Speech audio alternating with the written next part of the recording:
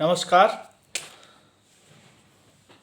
अपनी कक्षाओं में हम मीमांसा न्याय प्रकाश का अनुशीलन सतत कर रहे हैं। इसी क्रम में विगत कक्षा में पिछली कक्षा में हमने कर्म के प्रभेद का निरूपण देखा था। सन्निपत्योपकारक एवं आराध उपकारक देखे थे, इनके भेद देखे थे।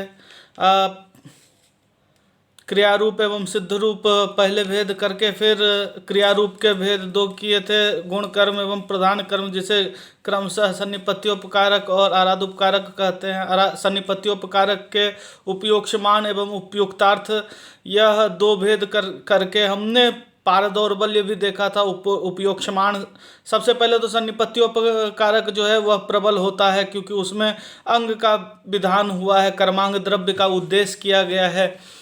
और उसमें भी उपयोक्ष्यमाण जो है वह सबल होता है उपयुक्त अर्थ के प्रति, क्योंकि उपयोक्ष्यमाण किया जाना उपयुक्त ऑलरेडी हो चुका है।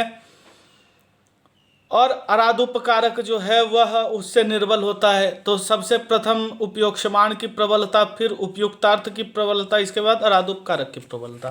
फिर यह अंग है तो किसी प्रधान के प्रति, किसी क्रिया के प्रति इनकी अंगता होगी। तो यह किसके लिए प्रयुक्त होते हैं? परार्थ में प्रयुक्ति होती। तो पर अर्थ वह है कौन सा? तो यह पर अर्थ जो है वो अपूर्व है। अपूर्व के संपादन के लिए ही यह अंग सभी प्रवृत्त होते हैं, अंग अपना कार्य करते हैं। तो अपूर्व में भी हमने यह चर्चा है ग्रंथ में कि सन्निपत्योपकारक जो अंग हैं वह जो जिस अपूर्व की उत्पत्ति करते हैं उसे उत्पत्ति अपूर्व कहा जाता है, और आराधोपकारक जिसकी उत्पत्ति करते हैं उसे परमापूर्व कहा जाता है। तो सन्निपत्योपकारक पूर्वक आराधोपकारक जो है वह किस प्रकार से अपूर्व की उत्पत्ति कराएगा? तो पहले उत्पत्ति अपूर्व उत्पन्न होगा, तदनंतर परमापूर्व की उत्पत्ति होगी, और उस परमापूर्व से स्वर्ग आदि फल की उत्पत्ति होगी। तो यह इस प्रकार से कर्म से फल का संबंध बताया गया, कर्म से प्रधान का संबंध होकर फल का उद्देश्य किया गया, फल विधान किया गया। इसके बाद यह जब उत्पत्ति विधि व विनियोग विधि का अनुशीलन हो चुका है, तब क्रम आता है प्रयोग विधि के अध्ययन का। तृतीय विधि स्वरूप जो है, तृतीय प्रभेद जो है विधि का, वह है प्रयोग विधि। और प्रयोग प्रकर्षेण योग प्रयोग, प्र उपसर्ग पूर्वक युज धातु घय प्रत्यय, प्रयोग अर्थ बनाता है। अब प्रयोग तो किसका प्रयोग होगा? योजन अगर करना है तो किसका करना है? प्रयोग किसी कर्म का ही होगा, क्रतु का ही होगा। प्रयोग अर्थ मंत्र का जब हम इष्टि में विनियोग करते हैं ना, तो यही प्रयोग है। यज्ञ को प्रयोग भी कहा जाता है। उसमें हम क्रियाएं करते हैं तो उन क्रियाओं को क्रम पूर्वक करते हैं। वह क्रिया, पहले एक क्रिया की जाएगी फिर दूसरी क्रिया की जाएगी। इस प्रकार से वैदिक क्रियाओं का, जैसे एक यज्ञ है, एक यज्ञ के अंदर बहुत सारी वैदिकी क्रियाएं होती हैं, बहुत सारे अनुष्ठान होते हैं, बहुत सारे क्रियाओं का जो है वो अनुष्ठान किया जाता है। तो इन क्रियाओं का यदि क्रम पूर्वक अनुष्ठान किया जाएगा तभी वह कर्म जो है वह सफल हो पाएगा, उस कर्म से अपूर्व की उत्पत्ति होगी।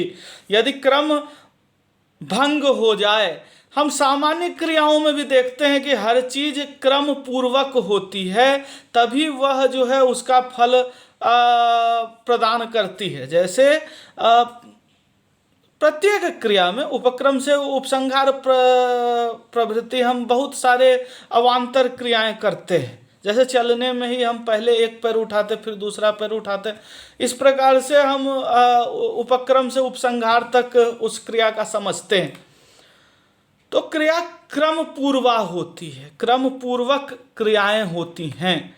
तो यही जो क्रम का बोध कराने वाली विधि है ना, इसी को प्रयोग विधि कहते हैं। कि पहले ये हो, इसके बाद यह हो, और इनमें अविलंब से इनका निर्देश हो।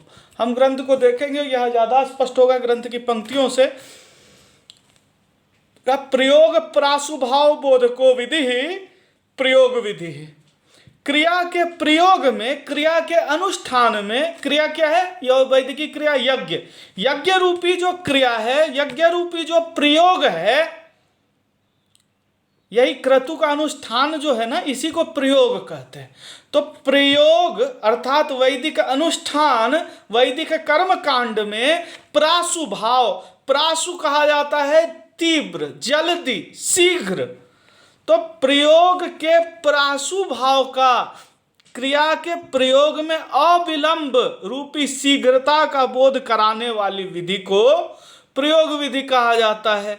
क्या है ये क्रिया में अविलंब? तो हमने अभी सबसे पहले देखिए, यह इस प्रकार से संबंधित है, यह भी एक क्रम है। किस प्रकार से? तो हमने पहले उत्पत्ति विधि देखी, फिर विनियोग देखा। अब आचार्य जब प्रयोग विधि बता रहे हैं तो इस विधान में भी, विधि प्रभेद के विधान में भी एक क्रम दिखता है, एक प्रासुभाव दिखता है। और हमने एक वाक्यता की बात की थी। हम शुरू से बात कर रहे हैं एक दोष की, जिसको हम वाक्य भेद दोष कहते हैं। कहा जब वाक्य में एकता नहीं होगी विभिन्न वाक्यों में, तो अंगांगी भाव बोध नहीं हो पाएगा। यह इसका अंग है, यह कैसे पता लगेगा? जब दोनों में एक वाक्यता, दोनों एक दूसरे से संबंधित हैं, ऐसा निर्देश हो, तभी यह प्रधान है और प्रधान के प्रति इसका अंगत्व है। इस प्रकार से वाक्य का संबंध बोध पता चल पाएगा। तो एक वाक्यता का निर्धारण संबंध बोध के लिए अत्यावश्यक होता है। यहाँ भी जब हमने पहले उत्पत्ति विधि में क्या बताया, कर्म का स्वरूप मात्र बोध करा दिया, और फिर विनियोग विधि में क्या किया, अंग और प्रधान का संबंध बताया। अब ये अंग किसी प्रधान के प्रति अंग है, यह कैसे पता लगेगा? जब उस प्रधान के साथ साथ उस अंग वाक्य का भी कथन किया जाएगा। अव्यवहित पूर्व, अगर प्रधान के साथ अव्यवधान से अंग का कथन करते हैं तो हम समझते हैं कि इसके बाद यह पढ़ा गया, तो दोनों में अंगांगी भाव संबंध होगा। यह प्रासु भाव से होता है। जैसे आपको पहले किसी ने विधान किया हुआ होता है, जब आप पूजा इत्यादि कर रहे होते हैं, तो पंडित जी ने पहले कहा कि ऐसा है, हवन कर रहे होते हैं, तो पंडित जी पहले कहते हैं, आपको पहले समझा देते हैं कि ऐसा है, ये सारे हविष्य हैं। अब आप क्या करेंगे कि अब आप समिधा का हवन करेंगे, तो स्वाहा बोल के समित का हवन करते हैं, समिधा का हवन करते हैं, यज्ञ काष्ठ इत्यादि का, साकल्य का हवन करते हैं। पुनः वो कहेंगे अब घृत का हवन करिए। तो वो उसका अंगत तो कैसे हो गया कि उन्होंने पहले ही कहा है कि ये साकल्य अग्नि में डालना है। अब उन्होंने बस कहा कि घृत डालिए, तो आप समझ जाएंगे कि अग्नि में ही घृत भी डालना है।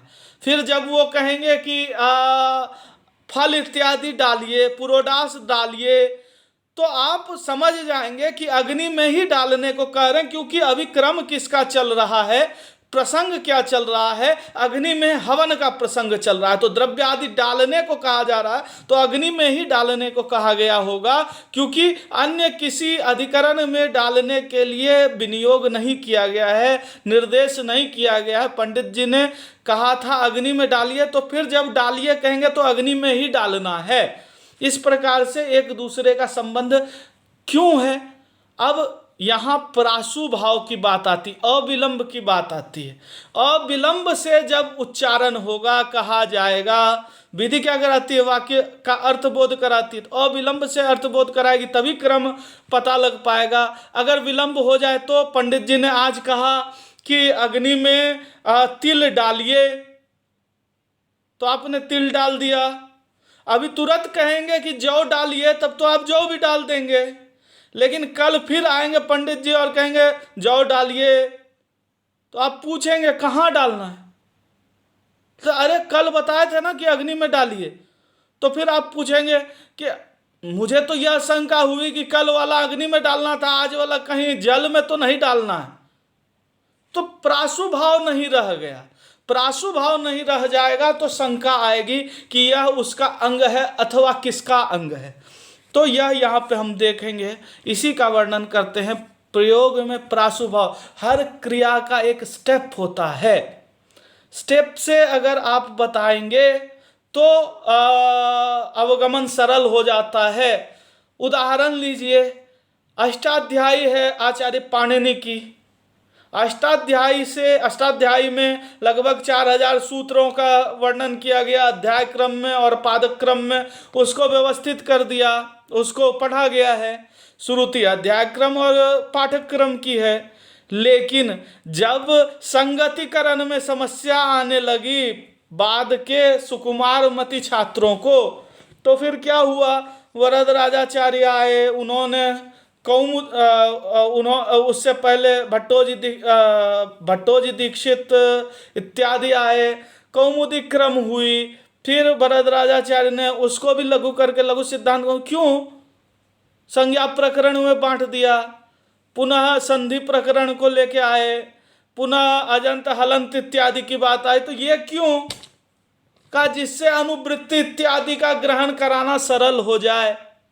तो क्रम से चलेंगे तो सरलतया अवगमन होगा, शीघ्रतया अवगमन होगा, निर्बाधतया व बिना किसी संशय के, असंदिग्धतया वह अंगांगी भाव बोध हो पाएगा। जब हम एक बार कह देंगे लह कर्मणि च भावे च कर्म केभ्यः, और इसके बाद हम कहेंगे तयोरेव कृत्यक्त खलर्था, तो फिर तयोह का अर्थ हम कर ले जाएंगे, तयोह कयोह लह कर्मणि च भावे च, तो भाव कर्मयोह। तो इस प्रकार से यह विधान, क्रम का विधान आवश्यक है क्रिया में एक वाक्यता का बोध कराने के लिए और अनुष्ठान को सफल करने के लिए। तो यह अविलंब का विधान जो विधि करती है उसी विधि को हम प्रयोग विधि कहते हैं। प्रयोग प्रासुभाव बोध को विधि, क्रिया के प्रयोग में, यज्ञ में, अनुष्ठान में प्रासुभाव, शीघ्रता का भाव, अविलंब का भाव बताने वाली विधि, शीघ्रता बताने वाली विधि, अविलंब का भाव बताने वाली विधि प्रयोग विधि कहलाती है। और यह प्रयोग विधि क्या करती है, तो कहा यह प्रयोग विधि कोई अन्य तरह की विधि नहीं है, यह विधि वही है जो एक वाक्यता कराती है। कहा एक वाक्यता से युक्त प्रधान विधि को ही, प्रधान विधि का यहाँ अलग अलग अर्थ करते हैं, कहीं उत्पत्ति विधि करते हैं, कुछ आचार्य इसको अधिकार विधि के रूप में भी कहते हैं। तो प्रधान विधि अर्थात अधिकार का बोध, अधिकार का फल किसका होगा यह बताने वाली, और कर्म कैसा होगा यह बताने वाली जो विधि है। अग्निहोत्रम जुह्यात् स्वर कामः इत्यादि विधि प्रधान विधि है। तो कहा यही विधि प्रयोग विधि भी है जब यह एक वाक्यता को बताती है, तो एक वाक्यता को बताती है। तो कैसे, तो कहा सच अंग वाक्य एक वाक्यतापन्न, अंग वाक्य से एक वाक्यता में आपन्न होकर, युक्त होकर वह प्रधान विधि ही प्रयोग विधि कहलाती। अंग वाक्य से जब प्रधान विधि की एक वाक्यता की आपत्ति होती है, एक वाक्यता जब प्रधान विधि से अंग विधि की एक वाक्यता जहां पता लगती है क्रम पूर्वक अविलंब से पढ़ने के कारण, तो वही प्रयोग विधि कहलाने लग जाती है। कैसे, तो कहा सही सांगम प्रधानम अनुष्ठापयन विलंबे प्रमाणाभावात अविलंब अपर पर्यायम प्रयोग प्रासुभावम विधत्ते। वह काम क्या करती है, वह प्रयोग विधि क्या काम करती है, तो कहा सही प्रयोग विधि, वह प्रयोग विधि अंग पूर्वक, प्रयोग विधि हमने बताया ना कि प्रधान विधि को ही अंग विधि कहते हैं जब वह अंग के साथ एक वाक्यता को प्राप्त हो जाती है। तो कहा ऐसी अंग के साथ एक वाक्यता को प्राप्त जो प्रधान विधि जिसको हमने प्रयोग विधि कहा है, वह क्या करती है, तो अंग के साथ जब प्रधान का अनुष्ठान किया जाता है, अंग के साथ सांग होकर, अंग के साथ होकर प्रधान का जब अनुष्ठान करता हुआ वह प्रयोग विधि प्रयुक्त होती है। वह प्रयोग विधि करती क्या है, अंग के साथ प्रधान का अनुष्ठान कराती है, एक साथ एक वाक्यता से अविलंब से।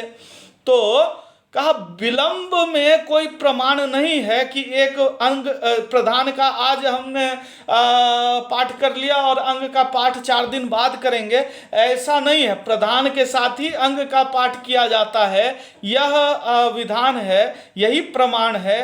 कहा विलंब में प्रमाण के अभाव के कारण से, कि कोई प्रमाण यह नहीं कहता कि यह प्रधान है और यह अंग है और इन दोनों में विलंब है। प्रधान और अंग अविलंब से ही पढ़े जाते हैं, विलंब से पढ़े जाने का कोई प्रमाण नहीं मिलता। इसलिए यह प्रयोग प्रासुभाव बोधक संग प्रधान अनुष्ठान कराने वाली, अंग के साथ ही प्रधान का अनुष्ठान बताने वाली प्रयोग विधि विलंब में प्रमाण के अभाव से अविलंब रूपी प्रयोग प्रासुभाव, अविलंब रूपी प्रयोग में शीघ्रता के भाव का ही विधान करती है। प्रयोग विधि प्रयोग में शीघ्रता का विधान करती है। प्रयोग कब होगा? प्रयोग होगा जब आपको किसी कर्म का स्वरूप भी पता हो और किस द्रव्य से, किस अंग से वह प्रधान जो याग है वह संपादित होना है, यह भी पता हो। तो आपको 2 चीजें पता होनी चाहिए। एक कि आपको करना क्या है, किम भावेत, यह आपको पता होना चाहिए। और इसके बाद आपको यह भी पता होना चाहिए कि केन कथम च, कैसे हो भावना। तो ये दोनों आपको पता होना चाहिए। जैसे आपको कहा अग्निहोत्रम जुहोति, इसी के साथ आपको यह भी पता होना चाहिए कि दधना जुहोति। अगर आपको कहा कि दर्श पूर्णमासाभ्याम स्वर्ग कामो यजेत, यह प्रधान वाक्य है, का इसी के साथ आपको अंग वाक्य भी पता होना चाहिए। क्या? समिधो यजति, ईडो यजति, तनुपातम यजति, का प्रयाज इत्यादि का भी तो आपको विधान वही होना चाहिए। जैसे ही आपने कहा दर्श पूर्णमासाभ्याम स्वर्ग कामो यजेत, तो आपके पास तुरंत आएगा कि हम कैसे करें ये दर्श पूर्णमास याग। तो वहां पर अंग के रूप में आया समिधा से। तो इन दोनों का जब विधान होता है ना, तो इन दोनों के विधान में अविलंब होना चाहिए। प्रधान व गौण के, प्रधान व गुण के, अंगी एवं अंग के, प्रधान एवं कर्म के विधान में अविलंब होना चाहिए। वाक्यता, एक वाक्यता कैसे होती है? आप सभी को यह सिद्धांत पता है कि वाक्य जो है उसमें आकांक्षा, आसक्ति और योग्यता, आकांक्षा, सन्निधि और योग्यता होनी चाहिए।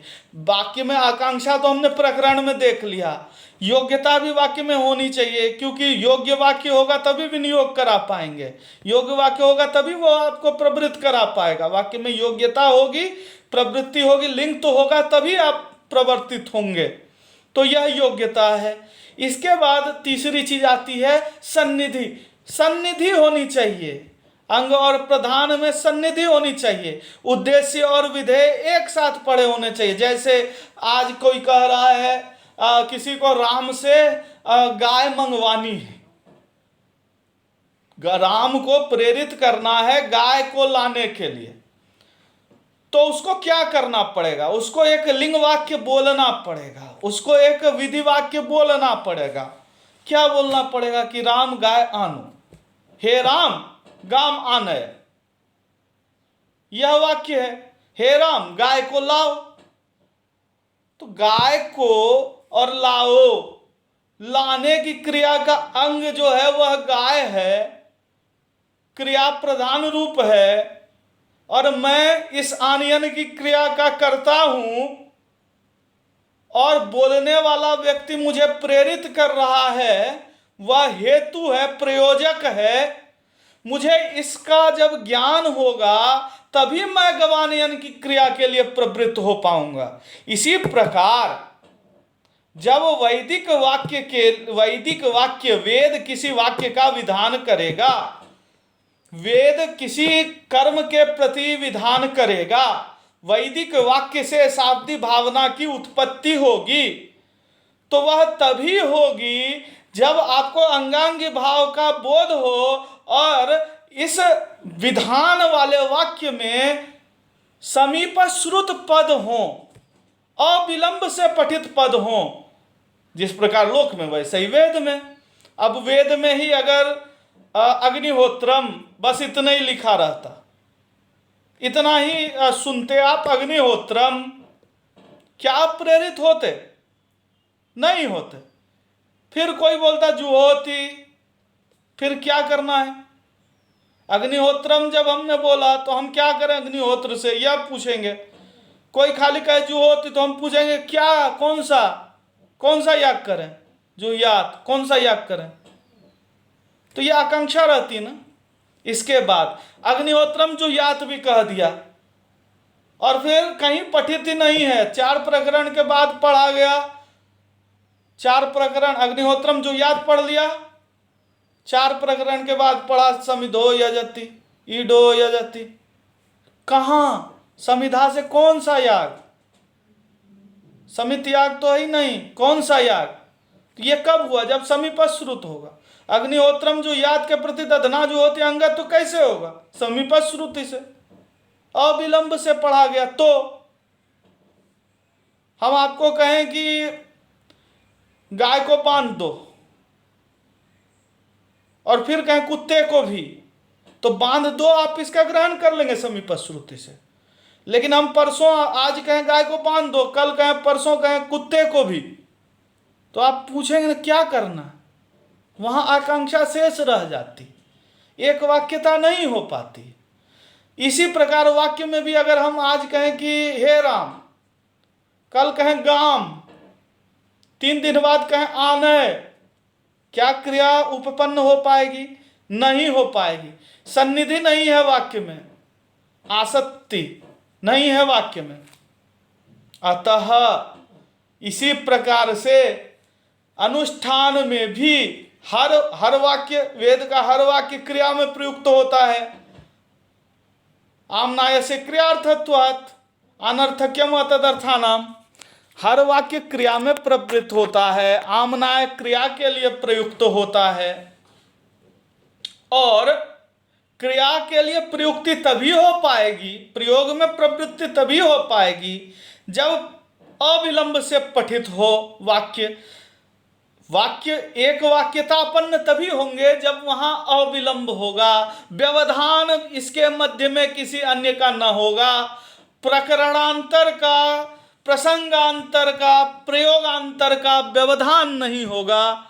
इस प्रकार प्रासुभाव आवश्यक है विधान कराने के लिए। अतः यहाँ पर कहा गया कि विलंबे प्रमाणाभावात्, विलंब में कोई प्रमाण नहीं है।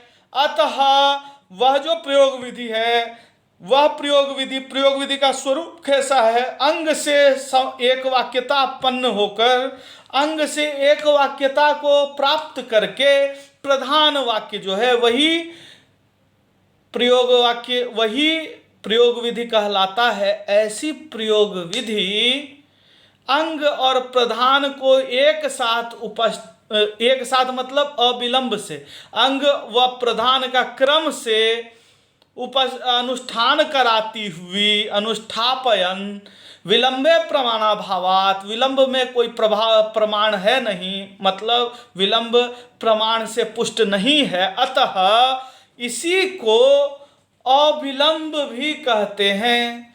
प्रयोग विधि को ही सांग प्रधान अनुष्ठान विधि जो है, सांग प्रधान अनुष्ठान बताने वाली जो विधि है, प्रयोग प्रासुभाव विधि, प्रयोग प्रासुभाव की बोधक जो विधि है, उसी को हम अविलंब, प्रासुभाव को ही हम अविलंब भी कहते हैं। यह इसका प्रासुभाव का अपर पर्याय है अविलंब। तो इसी तरह जब हम यह कह रहे हैं कि प्रयोग प्रासुभाव बोधको विधि, तो हम यह भी कह सकते हैं कि प्रयोगाविलंब बोधको विधि,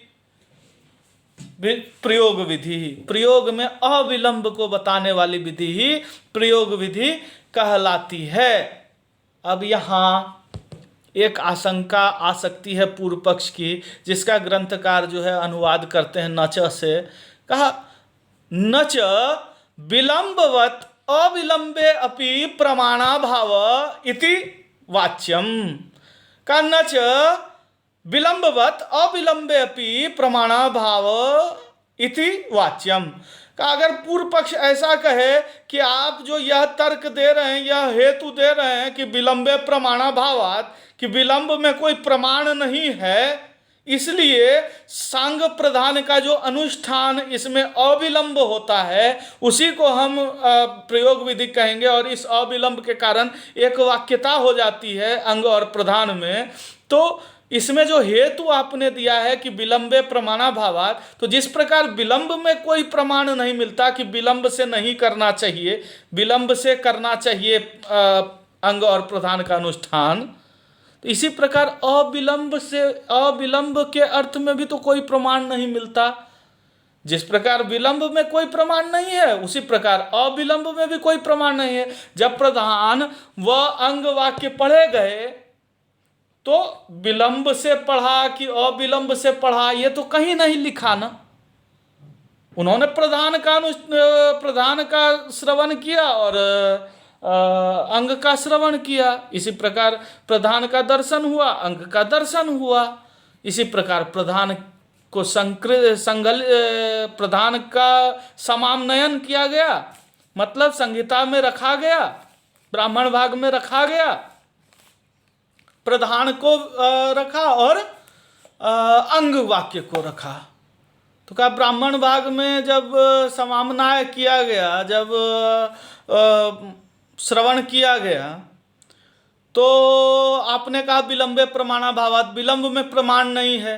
तो अविलंब में ही कौन सा प्रमाण है? जैसे विलंब में प्रमाण नहीं है वैसे ही अविलंब में भी प्रमाण नहीं है। आपका तर्क आप ही के विपरीत लेकर हम आपके विरोध में प्रस्तुत कर दे सकते हैं। कहा न च वाच्यम, यह नहीं कहना चाहिए। जैसे हम कह रहे हैं ना कि विलंब में प्रमाण का अभाव है, तुम इसका उल्टा तर्क लेके कि अविलंब में भी प्रमाण नहीं है ऐसा कह के हमारे तर्क को खंडित नहीं कर सकते। क्यों नहीं कर सकते? क्योंकि विलंबे ही अंग प्रधान विधि एक वाक्यतावगत तत्साहित्यानुपपत्ति प्रसज्येत। का विलंब होने पर अंग और प्रधान विधि का जो एक वाक्यता से अवगत साहित्य का भाव होता है, का विलंब होने पर वस्तुतः होता क्या है? अंग और प्रधान यह संबंध कैसे पता लगता है? तो कहा एक वाक्यता के कारण, कि अंग और प्रधान एक दूसरे से संबंधित हैं। 6 प्रमाण एक वाक्यता ही तो बता रहे थे, अंग और प्रधान का संबंध ही तो बता रहे थे। श्रुतिलिंग वाक्य इत्यादि से हमने यही तो अभी किया है कि एक वाक्यता बताई है कि यह दोनों अलग अलग वाक्य नहीं है, यह एक ही क्रिया में प्रवृत्त कराते हैं। जिस क्रिया के प्रति प्रधान वाक्य में निर्देश है या जो गौण वाक्य है, इसमें जो अंग का निर्देश, द्रव्य आदि का निर्देश किया जा रहा है, वह उसी प्रधान का अंग बनता है। इसमें वाक्य भेद नहीं है। वाक्य भेद हटाने के लिए ही तो हमने सारा कार्य किया है। तो कहा कि विलंब होने पे यही काम नहीं हो पाएगा। कौन सा काम नहीं हो पाएगा? कहा कि अंग और प्रधान के जो एक वाक्यता से अवगत, एक वाक्यता से जो पता लगता है कि ये दोनों साथ साथ हैं, ये दोनों सहित हैं। अंग और प्रधान में साहित्य है, सहित का भाव कहा जाता है साहित्य। हाँ, सहित में शय प्रत्यय है तो साहित्यम बनता है भाव अर्थ में। तो कहा अंग और प्रधान तयोः साहित्यम, अंग प्रधानयोः सहितस्य भावः साहित्यम। अंग और प्रधान एक साथ हैं, अंग और प्रधान का साहित्य होता है, अंग और प्रधान एक दूसरे से संबंधित होते हैं। यह कैसे पता लगता है? तो कहा यह एक वाक्यता से पता लगता है। और विलंब अगर होगा तो इन दोनों में एक वाक्यता नहीं हो पाएगी। एक वाक्यता की यदि हानि होगी तो साहित्य का अवगमन नहीं हो पाएगा। इसीलिए विलंबे ही अंग प्रधान विध्येक वाक्यतावगत तत् साहित्यानुपपत्ति ही प्रसज्येत। उसके साहित्य की अनुपपत्ति की प्रसक्ति होगी, अनुपपत्ति की प्रसक्ति होगी, अनुपपत्ति का प्रसंग आएगा। प्रसज्य और पर्युदास यह 2 प्रकार का निषेध होता है। तो साहित्य की का निषेध होगा, वहां पे साहित्य की अवगति नहीं हो पाएगी, साहित्य का अवगमन नहीं हो पाएगा, साहित्य की उपपत्ति नहीं हो पाएगी, और जैसे ही साहित्य की उपपत्ति नहीं हो पाई वैसे ही वाक्य भेद दोष आएगा। अलग अलग अलग अलग अर्थ बताने लग जाएंगे, अंग का अर्थ अलग हो जाएगा, प्रधान का अर्थ अलग हो जाएगा, एक दूसरे के प्रति जो है संबंध नहीं बन पाएगा, तो एक याग में कैसे अन्वित होंगे दोनों। तो इसलिए विलंब तो बाधक होता है, अविलंब होकर ही एक वाक्यता आएगी। अविलंब होगा, प्रासु भाव से पठित होगा, शीघ्रता से पठित होगा अंग और प्रधान, तभी एक वाक्यता बनेगी, और तभी जो है आप निर्दुष्ट उपपत्ति कर पाएंगे, शुद्ध उपपत्ति आपकी हो पाएगी, अवगति ठीक हो पाएगी, और तभी आपकी प्रवृत्ति हो पाएगी, तभी विधि अपना काम कर पाएगी। नहीं तो विधि से प्रवर्तना ही नहीं होगी, विधि से आप प्रेरित ही नहीं होंगे। तो यही कहा, विलंबे ही अंग प्रधान विध्येक वाक्यतावगत तत्साहित्यानुपपत्ति प्रसज्येत। विलंब होने पे अंग और प्रधान के अंग विधि और प्रधान विधि की एक वाक्यता से अवगत, एक वाक्यता से उत्पन्न होने वाली उन दोनों के साहित्य, उन दोनों के सहित होने का भाव जो है वह अनुपपन्न हो जाएगा, उसके अनुपपत्ति की शंका होगी, प्रसक्ति होगी। और नहीं विलंबे क्या होगा, तो कहा नहीं विलंबेन क्रियमाण यो पदार्थ यो सहकृतम इति साहित्यम व्यवहरन्ति। कहा विलंब से जो किया जाता है उन दोनों के बीच यह साथ साथ किया गया है, यह जो है व्यवहार नहीं हो पाता। आपको कहा जाता है ना कि ऐसा है, दूध लाने के लिए बाजार जा रहे हो तो साथ साथ सब्जी भी लेते आना। यह कब हम कहेंगे कि दूध लाने के लिए जा रहे हो तो साथ में सब्जी भी, साथ में कब हो पाएगा? तभी हो पाएगा जबकि हमने आपको तत्क्षण ही कह दिया। अब हमने अभी आपको कहा कि दूध लेके आओ, आप गए आए, साथ में सब्जी भी ले आते, तो आप क्या बोलेंगे कि उसी समय कहना चाहिए था ना। हम कैसे समझेंगे कि साथ में लाने के लिए कहते सब्जी? तो वो साथ में साहित्य का भाव, सहित होने का भाव तभी होता है जबकि वो अविलंब से कहा जाता है। विलंब से कहने पर दो पदार्थों में साहित्य, यह दोनों सहित हैं, साथ साथ हैं, इस प्रकार का साहित्य भाव नहीं आता।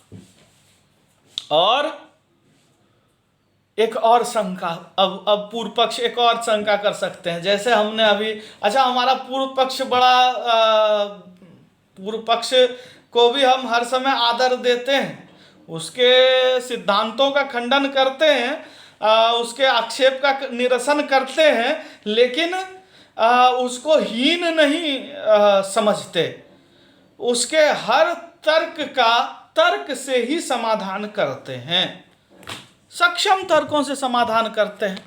तो हमारा पूर्व पक्ष भी जो है वह प्रकृष्ट है। तो यहाँ फिर एक आशंका हो सकती है कि अविलंब क्यों कह रहे हो? साहित्य का मतलब तो यह है कि साथ साथ होना चाहिए, साथ साथ मतलब एक ही काल में होगा, एक ही काल में अनुष्ठित हो जाएगी क्रिया। यह क्यों कह रहे हो कि अविलंब से, क्रम का मतलब तो एक पहले एक उसके बाद, तो एक पहले और एक बाद वाले में साथ साथ कैसे हुआ? साथ साथ का मतलब तो समान कालिकता है ना। साथ साथ का मतलब, साहित्य का मतलब समान कालिकता होनी चाहिए, न कि अविलंब रूपी अर्थ होना चाहिए। ये कहा गया कि साहित्य मतलब एक साथ, एक काल में। साहित्य का मतलब क्रम पूर्वक नहीं होता, यद्यपि वह क्रम जो है वह शीघ्र वाला ही हो, लेकिन एक पहले होगा एक पीछे होगा। तो कहा साहित्य कह रहे हो जब, तब तो समान कालिकता होनी चाहिए ना। तो इसी का खंडन फिर सिद्धांत से होगा कि साहित्य का अर्थ समान कालिकता नहीं है। यहाँ साहित्य का अर्थ साथ होने का अर्थ, अंग प्रधान का संबंधी होने का अर्थ अविलंब रूप है, परासु भाव रूप है, शीघ्रता रूपी है, समान कालिकता यहाँ अर्थ नहीं है। यही कहा, नच एवं साहित्यानुपत्त्या, साहित्य की अनुपत्ति से समान कालत्व में अवश्यात, पूर्व पक्ष ने कहा कि ऐसा है, साहित्यानुपत्ति को अगर बचाना है कि साहित्य का भाव उत्पन्न होने से समस्या न हो, अगर साहित्य का भाव ही उत्पन्न कराना है, साहित्य का भाव ही उपपन्न कराना है, समझाना है, तब तो उसका समान कालत्व कहना चाहिए ना। तो कहा न, ऐसा नहीं कहना चाहिए। क्यों? तो कहा न च एवं, यह न कहा जाए, ये पूर्व पक्ष अनुवाद कर रहे हैं, न च एवं, ऐसा न हो। क्या ऐसा न हो कि साहित्यानुपत्या, साहित्य की अनुपत्ति से समान कालत्व में स्यात् न तो अविलंब, समान कालता ही हो, दोनों वाक्यों की प्रधान और अंग की समान कालता हो। अविलंब वाला क्यों बात कह रहे हैं? समान कालता फिर कहिए।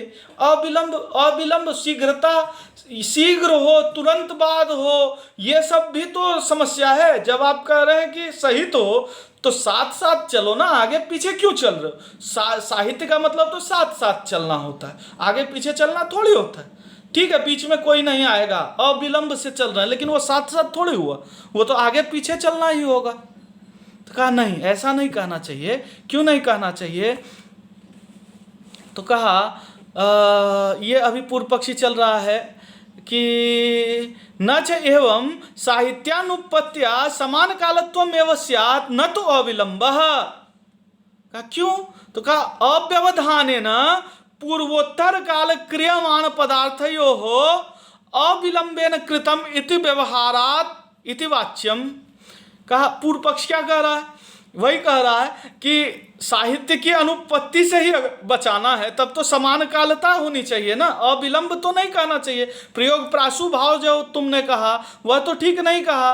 जो अविलंब का जो वर्णन कर रहे हो कि विलंब में प्रमाणाभाव है, अविलंब में प्रमाणाभाव नहीं है, समानकालिक साहित्य का भाव अविलंब में ही आता है, तो साहित्य का भाव तो अविलंब में भी नहीं आएगा। क्यों? क्योंकि अविलंब में कैसा भाव आता है? तो कहा अव्यवधानेन, यदि किसी का व्यवधान नहीं है अंग और प्रधान के बीच में, तो भी पूर्वोत्तर काल क्रियमाणयोः पदार्थयोः, पूर्वोत्तर काल में जो की गई पदार्थ की क्रिया है, पदार्थ विषयनी क्रिया है, पूर्वोत्तर काल में अंग और प्रधान रूपी पदार्थ के विषय में की हुई जो क्रिया है, उसमें साहित्य का भाव नहीं आएगा, अपितु अविलंबेन कृतम, अविलंब से किया गया है ऐसा, इति व्यवहारात इति वाच्यम। व्यवहार तो होगा कि अविलंबेन कृतम, साहित्यन कृतम कैसे व्यवहार है? ये दोनों साथ साथ हैं, ये कैसे व्यवहार? ये दोनों आगे पीछे हैं, ये दोनों अविलंब से कहे गए, सुने गए हैं, ऐसा भाव आएगा। साथ साथ सुने गए हैं ऐसा भाव तो नहीं आएगा। तो कहा इति न वाच्यम, ऐसा आक्षेप करना उचित नहीं है कि समान कालता अर्थ होता है, अविलंब अर्थ नहीं होता। कहा क्यों उचित नहीं है? क्योंकि अनेक पदार्थानाम एकस्मिन काले अनुष्ठानानुपत्ते। कहा अनेक पदार्थ जो हैं उनकी एक काल में अनुष्ठान की उपपत्ति नहीं की जा सकती। एक कालावच्छेदेन एक ही क्रिया संभव है, एक काल के अवच्छेद से एक क्रिया की संप्राप्ति ही संभव है। एक काल में एक ही क्रिया की जा सकती है, ठीक है ना। कहा कि जब हम प्राणन दे रहे हैं उस समय कुंभक और रेचक दोनों एक साथ नहीं कर सकते। एक काल में एक क्रिया ही होती है, श्वास संबंधी क्रिया है, लेकिन एक काल के अवच्छेद से एक ही क्रिया संभव है। इसी प्रकार जिस समय प्रधान का अनुष्ठान हो रहा है, जिस समय प्रधान का अनुष्ठान हो रहा है उस समय अंग का अनुष्ठान नहीं होगा।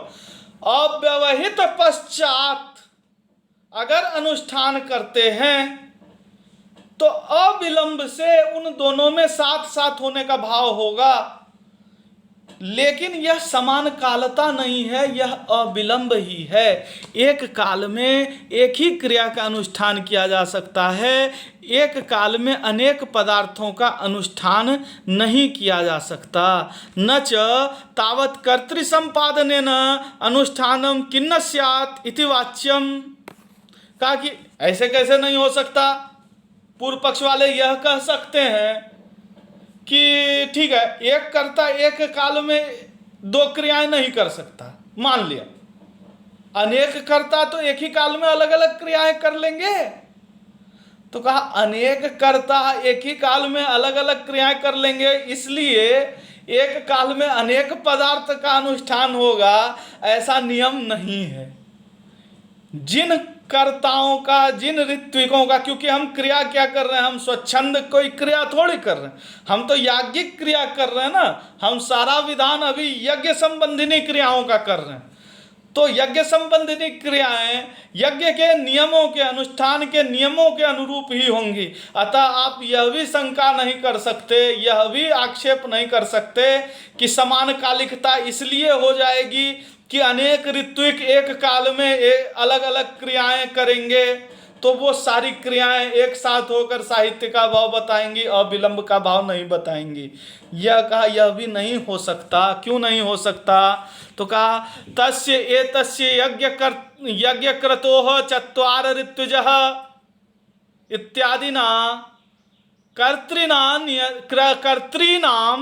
नियतत्वात्। कहा यह इत्यादि, यह वाक्य है कि तस्य एतस्य यज्ञ क्रतोः, इस यज्ञ का, इस क्रतु के 4 ऋत्विक होंगे इत्यादि जो वाक्य हैं, वह कर्ता को, कितने कर्ता होंगे इसका भी नियमन, इसका भी निर्धारण श्रुति ही कर देती है। इसका भी नियम विधि से जो है वह नियत हो जाता है कि कितनी संख्या में ऋत्विक किस किस क्रिया को कर सकते हैं। तो यदि 4 ऋत्विक का ही विधान है एक क्रिया में, तो आप 14 ऋत्विक उस क्रिया में नहीं योजित कर सकते। अतः यह शंका भी आपकी निर्मूल होती है समान कालिकता को सिद्ध करने के लिए। साहित्य का अर्थ समान कालिकता, समान कालत्व सिद्ध करने में यदि आप यह युक्ति दें कि विभिन्न कर्ता आ जाएंगे और अलग अलग क्रियाएं एक काल में संपादित कर ले जाएंगे, तो यह भी निर्मूल हो जाएगी, क्योंकि श्रुति है कि तस्य एतस्य यज्ञ कृतो चत्वारः ऋत्विजः। इस यज्ञ के लिए, जब एक यज्ञ के लिए हमने एक के लिए उदाहरण दिया, तो अन्य के लिए भी इसी प्रकार से ऋत्विकों की संख्या निर्धारित। तो यदि 4 ऋत्विक हैं तो चारों के अलग अलग कार्य जो है वो होता का अलग कार्य बता दिया गया है। अध्वर्यु का अलग कार्य है, ब्रह्मा का अलग कार्य है, उद्गाता का अलग कार्य है। स्वरूप सांकर्य इनके कार्यों में भी नहीं हो सकता। अनुष्ठान जो जिसके लिए है वह उसी के लिए विहित होता है, और ब्राह्मण भाग इसको बहुत सशक्त रूप से प्रतिपादित करते हैं, विकल्प नहीं देते। अतः यह कहना भी ठीक नहीं है कि समान कालत्व के अर्थ में जो है वह साहित्य का अर्थ जो है वह संक्रांत होगा। तो साहित्य का अर्थ प्रासु भाव ही है, द्रव्य प्रधान और अंग यह अविलंब से पठित होकर ही एक दूसरे से एक वाक्यता का बोध कराएंगे, न कि समान काल के रूप में। और विलंब में कोई प्रमाण नहीं है, एक वाक्यता अविलंब में ही होगी, और यही अविलंब बताना प्रयोग विधि का कार्य है। सामान्य ने इसको समझना चाहिए। तो इसलिए तस्मात् अंगवाक्यस्य एकवाक्यतापन्नः, अंगवाक्य से एक वाक्यता को प्राप्त करके, अंगवाक्य से समान वाक्यता को प्राप्त करके, अंगवाक्यता से एक ही संदर्भ में विहित होकर जो प्रधान विधि है, प्रधान विधि ही एक वाक्यतागत तत्साहित्यम विदधत, एक वाक्यतागत जो अंग और प्रधान का साहित्य रूपी भाव है इसको बताता हुआ, इसका विधान करता हुआ, उक्त विधया, उक्त विधि जो है प्रयोग विधि, उसके माध्यम से, प्रयोग प्रासुभाव बोधक विधि के माध्यम से एक कालानुष्ठानानुपत्ते है, एक काल में अनुष्ठान की अनुपत्ति होने के कारण, एक काल में अनुष्ठान होने की संभावना के खंडित हो जाने के कारण, निरसित हो जाने के कारण अविलंबम विधत्ते, अविलंब रूपी अर्थ का ही विधान करती है। इति सिद्धम, यह सिद्ध हो जाता है। अतः फिर से जो वही कहा, प्रयोग प्रासुभाव बोध को विधि प्रयोग विधि इति।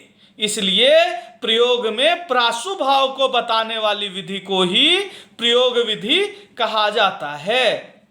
स्थिर है अर्थ।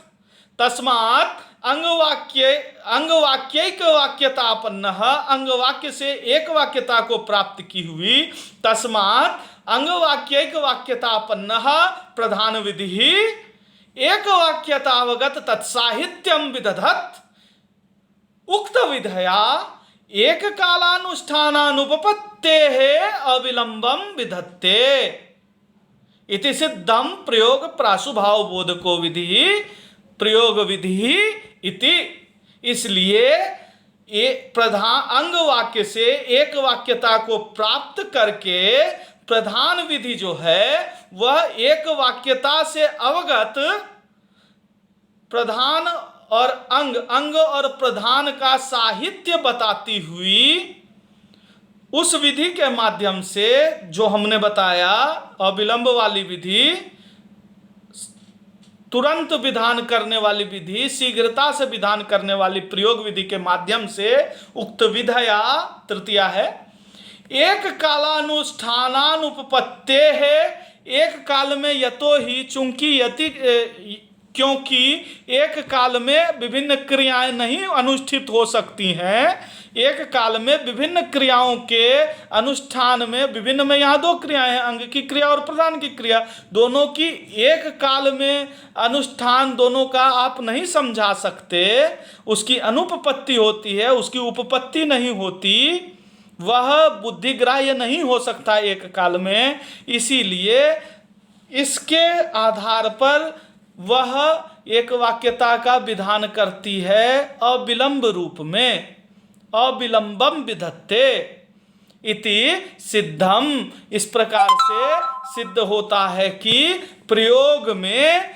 प्रासुभाव, अविलंब का भाव बताने वाली विधि को ही प्रयोग विधि कहा जाता है। और यह प्रयोग विधि है क्या? यह प्रयोग विधि वास्तव में प्रधान विधि ही है, जिसमें कि अंग विधि जो है उसकी एक वाक्यता साथ साथ बता दी गई है। तो प्रयोग विधि प्रधान विधि और अंग विधि की एक वाक्यता को बताने वाली विधि को कहा जाता है। और यह कैसे बताते हैं? तो कहा अविलंब से। अविलंब प्रधान और अंग के संपादन में अविलंब, शीघ्रता का बोध कराने वाली। तो किसी भी यज्ञ में, किसी भी कर्म में, अनुष्ठान में जो प्रधान और गौण पदार्थ होते हैं उनके शीघ्रता का विधान कराने वाली, अविलंब का विधान कराने वाली अनुष्ठान का तभी तो एकत्व हो पाएगा। जैसे आप विवाह करवाते हैं तो विवाह में भिन्न भिन्न छोटी छोटी क्रियाएं होती हैं, छोटे छोटे अनुष्ठान होते हैं, छोटे छोटे रीति रिवाज होते। तो एक श्रृंखला में, एक क्रम में उनका विधान किया जाएगा, तभी तो वह सभी छोटे छोटे विधि विधान मिलकर विवाह रूपी एक क्रिया का रूप लेंगे, एक यज्ञ का रूप लेंगे। यदि वो विधान 10 साल तक चलते रहें तो क्या 10 साल तक चलने वाली छोटी छोटी क्रियाओं को विवाह का रूप दिया जा सकेगा? क्या उसे विवाह कहा जाएगा? कि पानी ग्रहण आज हुआ, कन्यादान, कन्या का आदान आज हुआ, पानी ग्रहण साल भर बाद हो रहा है, और लाजा होम 2 साल के बाद हो रहा है। क्या ऐसे में विवाह की क्रिया अवगत हो पाएगी? उसकी उत्पत्ति हो पाएगी? नहीं हो पाएगी। अच्छा, एक साथ विभिन्न कर्ता क्या विवाह में अनुगत हो जाएंगे? कि एक पंडित जी जो है वह उसी समय जो है कन्यादान करवा रहे हैं, दूसरे पंडित जी आकर पाणी ग्रहण कराएंगे, तीसरे लाजा होम कराएंगे, चौथे अस्मकुट्टन कराएंगे, 5वें जो है वो वेदी परिवेदन कराएंगे। क्या संभव है ऐसा? नहीं।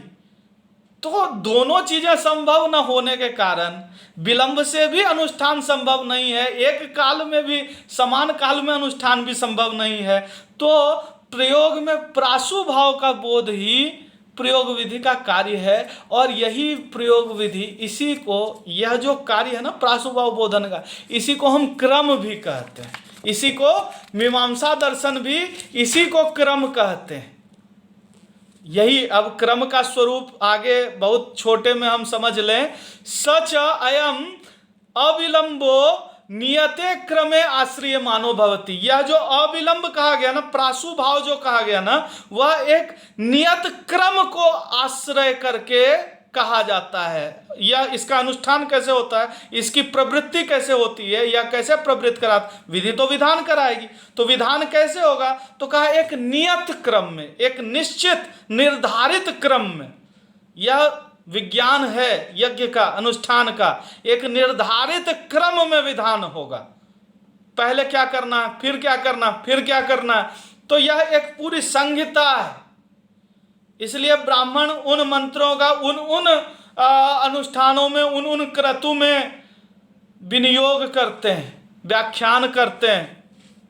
कर्मणः तन्मंत्राणाम व्याख्यान ग्रंथम ब्राह्मणम उच्यते। तो सच अयम अविलंबः नियते क्रमे आश्रयमाणे भवति। यह जो अविलंब है, जो कहा गया कि अव्यवहित पूर्व अव्यवहित पश्चात, तो यह जो अविलंब है, यह जो अव्यवधान है, यह निर्धारित क्रम का आश्रय लेने पर ही संपन्न हो पाता है। एक क्रम का आश्रय करेंगे, एक निश्चित क्रम को फॉलो करेंगे, एक सीक्वेंस को फॉलो करेंगे, जो क्रियाएं होंगी उनमें एक क्रम होगा, तभी अविलंब का भाव संपन्न होगा, तभी वह क्रिया सिद्ध होगी, तभी वह अपूर्व की प्रापिका बनेगी, तभी अपूर्व की उत्पादिका वह क्रिया हो पाएगी, जब आप उसके अंग और प्रधान कर्म को एक नियत क्रम में विनियुक्त करें, एक क्रम में फॉलो, एक क्रम में उसका जो है वह अनुष्ठान करें। तो वह जो अविलंब कहा गया प्रासु भाव रूपी, जिसका बोध प्रयोग विधि कराती है, यह अविलंब एक नियत क्रम का आश्रय लेने पर होता है। अन्यथा ही किमेतत् अनंतरम कर्तव्यम तदनंतरम वा प्रयोग विक्षेपापत्ते। तो नहीं, अगर एक निश्चित क्रम होगा ना, तो प्रयोग विक्षेप की आपत्ति होगी, प्रयोग में विक्षेप आएगा, प्रयोग विक्षिप्त हो जाएगा, इधर उधर अस्त व्यस्त हो जाएगा, प्रयोग में एक सातत्य नहीं आ पाएगा, प्रयोग में एक व्यवस्था नहीं आ पाएगी। जो आपका प्रयोग है, यज्ञ है, वह अव्यवस्थित हो जाएगा। क्यों? क्योंकि फिर आपको यह आकांक्षा होगी, आपको यह शंका होगी कि यह इसके पहले करें कि इसके बाद करें। कोई एक क्रिया अगर है तो वह पहले यह करें कि पहले वह करें, पहले अभिक्रमण करें कि पहले मिथुन वेदन कर लें, पहले घृतानयन करें कि पहले अभिक्रमण ही कर लें। तो यह प्रयोग विक्षेप होगा, प्रयोग में अव्यवस्था होगी, प्रयोग में ऑर्डर नहीं हो पाएगा। इसी को ऑर्डर कहते हैं ना, इन प्रॉपर ऑर्डर। ऑर्डर का मतलब ही क्रम होता है, एक क्रम विशेष।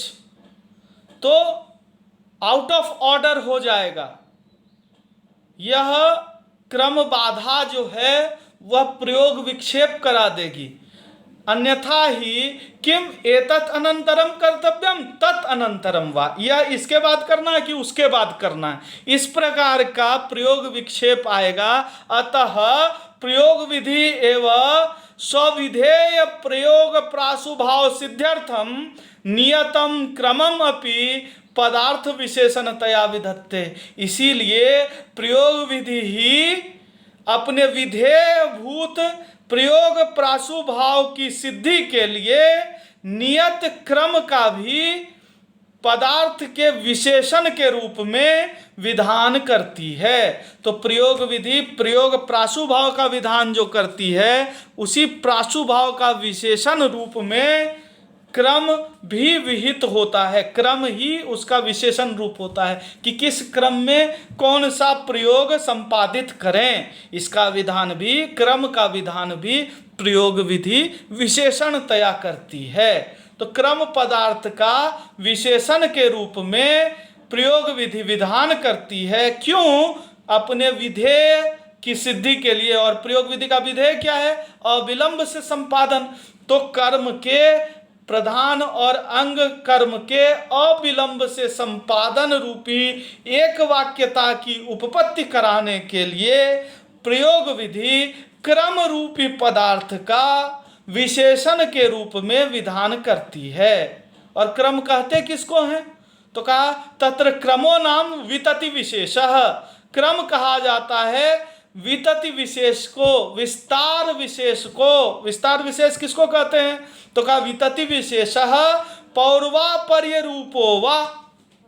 क्रमो नाम वितति विशेषः पौर्वापर्य रूपो वा।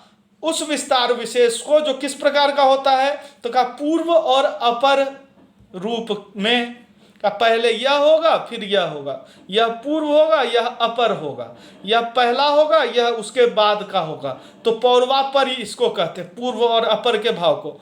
तो कहा यह इस प्रकार से विस्तार होगा, पूरा कर्म पौर्वापर्य में विस्तृत होगा कि पहले यह क्रिया की जाए, इसके तुरंत बाद यह क्रिया की जाए, फिर उसके बाद दूसरी तीसरी क्रिया की जाए, फिर चौथी की जाए। तो यह जो पौर्वापर्य रूपी वितति विशेष है, विस्तार विशेष है, इसी को हम क्रम कहते हैं। और प्रयोग प्रासुभाव बोधक जो विधि है प्रयोग विधि, वह क्रम का भी विधान करती है विशेषणतया।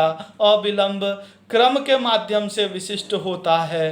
अतः विनियोग विधि जिस प्रकार अंग और प्रधान के संबंध का विधान करती है, उसी प्रकार प्रयोग विधि क्रम का विधान करती है। और यह क्रम के माध्यम से क्रम बताकर पौर्वापर्य रूपी वितति विशेष का विधान करके किसी अनुष्ठान में, किसी यज्ञ में, किसी प्रयोग में अंग और प्रधान के प्रयोग के, अंग और प्रधान के अनुष्ठान के अविलंब रूपी प्रासुभाव का, अविलंब रूपी साहित्य का बोध कराती है। इस प्रकार से हमने आज की कक्षा में प्रयोग विधि का स्वरूप, उसका कार्य, इसकी प्रयुक्ति, इसका अर्थ, अविलंब का स्वरूप, एक कालत्व का या समान कालत्व का खंडन करके अविलंबेन अनुष्ठान की स्थापना,